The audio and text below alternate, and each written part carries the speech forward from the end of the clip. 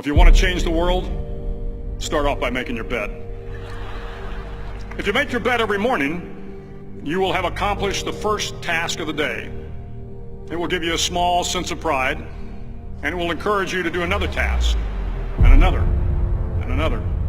And by the end of the day, that one task completed will have turned into many tasks completed. Making your bed will also reinforce the fact that the little things in life matter.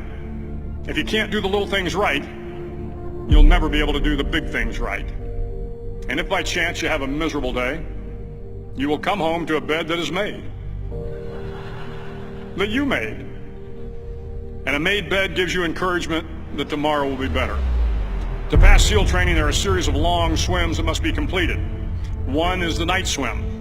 Before the swim, the instructors joyfully brief the students on all the species of sharks that inhabit the waters off San Clemente. They assure you, however, that no student has ever been eaten by a shark, at least not that they can remember. But you are also taught that if a shark begins to circle your position, stand your ground.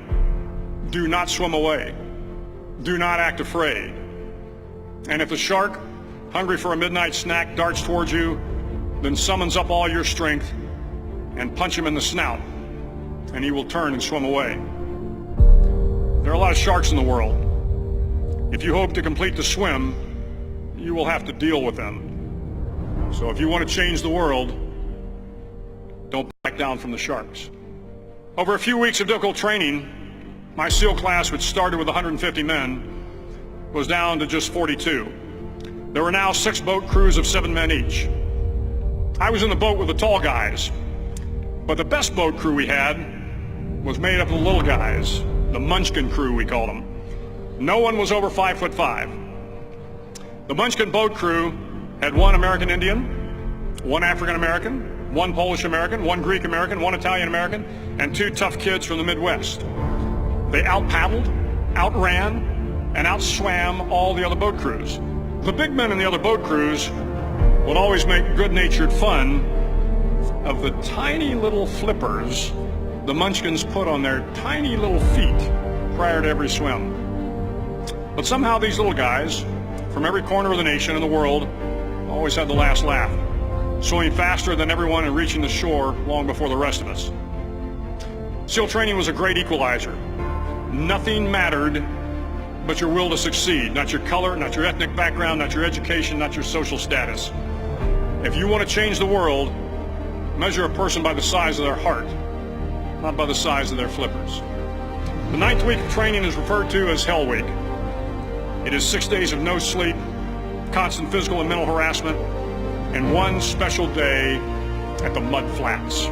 The Mud Flats are an area between San Diego and Tijuana where the water runs off and creates the Tijuana Sloughs, a swampy patch of terrain where the mud will engulf you. It is on Wednesday of Hell Week that you paddle down to the Mud Flats and spend the next 15 hours trying to survive this freezing cold, the howling wind, and the incessant pressure to quit from the instructors. As the sun began to set that Wednesday evening, my training class, having committed some egregious infraction to rules, was ordered into the mud. The mud consumed each man till there was nothing visible but our heads. The instructors told us we could leave the mud if only 5 men would quit. Only 5 men, just 5 men, and we could get out of the oppressive cold. Looking around the mud flat, it was apparent that some students were about to give up. It was still over 8 hours till the sun came up. 8 more hours of bone-chilling cold. The chattering teeth and the shivering moans of the trainees were so loud, it was hard to hear anything. And then one voice began to echo through the night. One voice raised in song. The song was terribly out of tune, but sung with great enthusiasm. One voice became 2, and 2 became 3, and before long, everyone in the class was singing.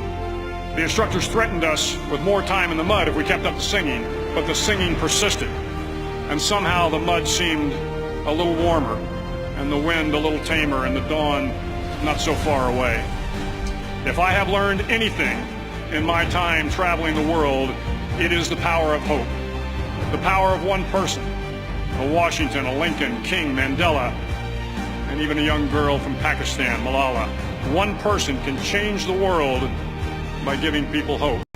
So if you want to change the world, start each day with a task completed. Find someone to help you through life. Respect everyone. Know that life is not fair and that you will fail often. But if you take some risks, step up when the times are the toughest, face down the bullies, lift up the downtrodden, and never ever give up. If you do these things, the next generation and the generations that follow will live in a world far better than the one we have today. And what started here will indeed have changed the world for the better.